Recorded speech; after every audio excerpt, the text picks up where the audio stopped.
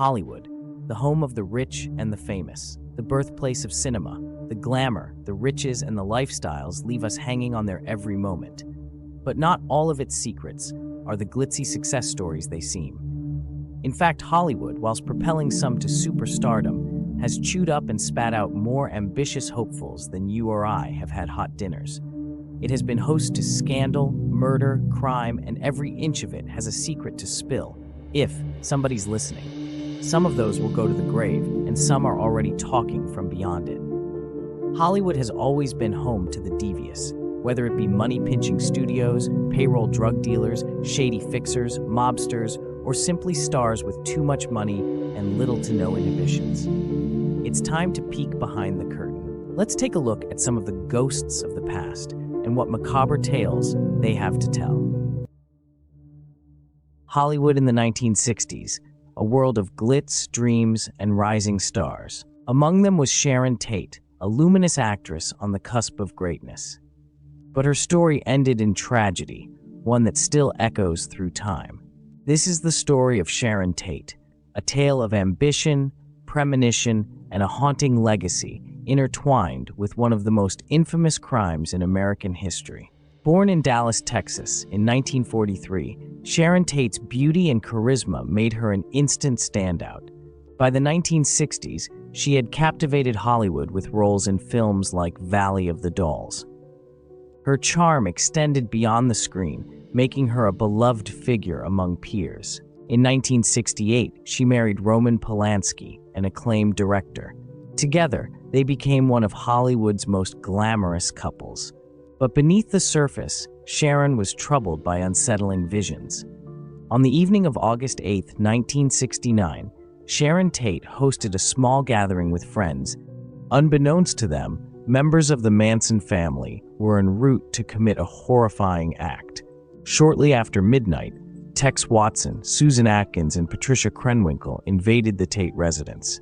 The violence that ensued was unimaginable. Sharon was among 5 people brutally butchered by members of Charles Manson's cult in 1969 at the Los Angeles home she rented on Cielo Drive. Stephen Parent, a visitor to the property, was the first victim. Inside the house, Sharon and her friends were subjected to unimaginable terror. Sharon's pleas for her unborn child's life were met with cruelty.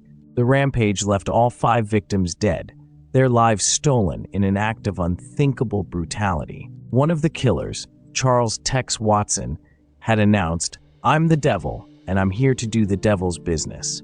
The orchestrator of the heinous crime, Charles Manson, was a master manipulator. He preyed on vulnerable individuals, offering a sense of belonging but demanding absolute loyalty. The house's former resident, Terry Melcher's time at the property marked the beginning of the group's tragic end. While living there, Melcher was introduced to ex-con and aspiring musician Charles Manson, sealing the property's dark fate. A successful record producer and a key figure in Hollywood's crowd, Melcher met Manson in 1968 through Dennis Wilson, drummer of the Beach Boys. Wilson had allowed Manson and his followers, the family, to stay at his home rent-free that spring. Charles had, at the height of their friendship, written the song "Cease to Exist," eventually reworked to become "Never Learn Not to Love." Manson was incensed that the band had altered his lyrics. By Dennis's own account, Manson has voluntarily exchanged his official writing credit for a sum of cash and a motorcycle. Band engineer Stephen Desper reported that the group had actually omitted his credit as retribution for his thievery. Like many who encountered Manson, Melcher found his influence over his followers fascinating. However, despite auditioning Manson several times, Melcher dismissed him as a serious artist, denying him a record deal and earning Manson's ire. At the time, Manson was already desperate and paranoid, following a string of crimes including a botched drug deal and a robbery turned murder. These tensions boiled over on August 8, 1969, when Manson sent Tex Watson, Susan Atkins, Patricia Krenwinkel, and Linda Kasabian to 1050 Cielo Drive with orders to kill everyone there. While Manson knew Melcher no longer lived at the property, Experts believe he targeted the home as a symbol of the industry that had rejected him. Its new residents were prominent members of Hollywood's elite, making the attack even more shocking. The following night, Manson himself and his family went to the Los Feliz home of Leno and Rosemary LaBianca and murdered the couple in a similarly brutal fashion. But media coverage and public attention were overwhelmingly focused on the inexplicable massacre at 150 Cielo Drive. Amid the mass hysteria, exacerbated by sensational headlines and non-stop news reports, one writer's description of the house days after the murder painted the picture of a place frozen in time. The Manson family, a cult led by Manson, was driven by a twisted ideology. Manson believed in an apocalyptic race war he called Helter Skelter and manipulated his followers into carrying out brutal murders to incite chaos. The murders were designed to frame a fictitious group and spark racial tensions. Manson's delusions and the blind devotion of his followers made for a deadly combination. During the trial, Manson's erratic behavior and the chilling testimonies of his followers shocked the nation.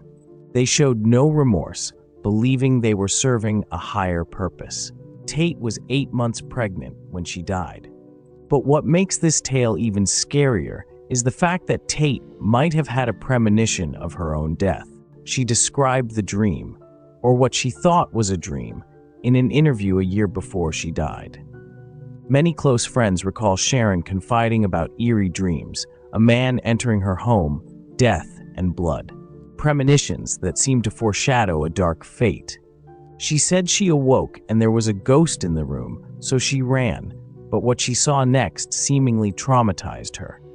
"I saw something or someone tied to the staircase," she said. "Whoever it was, and I couldn't tell if it was a man or a woman, but knew somehow that it was either Jay Sebring or me. He or she was cut open at the throat." The dreams were dismissed, but following the events that transpired, the question lingered. Could they have been a premonition? The final resident of the original house was the musician Trent Reznor of 9 Inch Nails. Reznor rented the house in 1992 and set up a recording studio there. This studio, dubbed Pig, in a reference to murderer Susan Atkins writing Pig in Tate's blood on the front door of the house, was the site of recording sessions for most of the 9 Inch Nails album, The Downward Spiral. The band also recorded the EP Broken and filmed the video for Gave Up at 1050 Cielo Drive.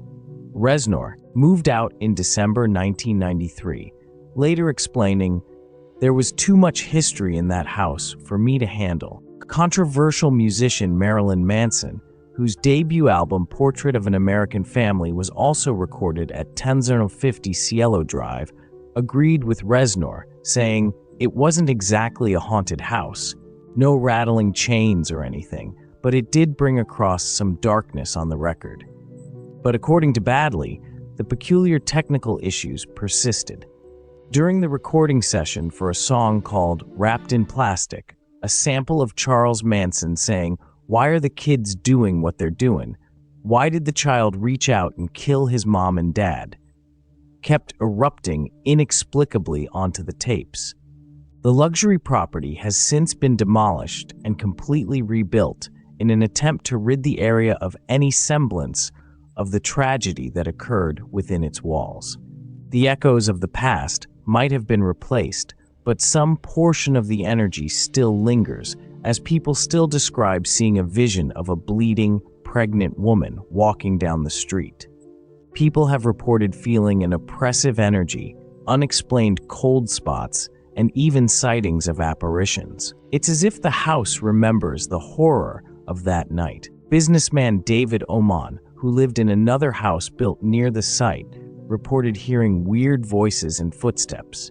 He also believes he saw the ghost of celebrity hairdresser Sebring at the foot of his bed.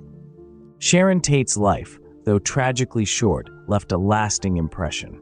She's remembered not only for her beauty and talent, but also for her warmth and kindness. The events of August 8, 1969, serve as a haunting reminder of the fragility of life and the depths of human darkness.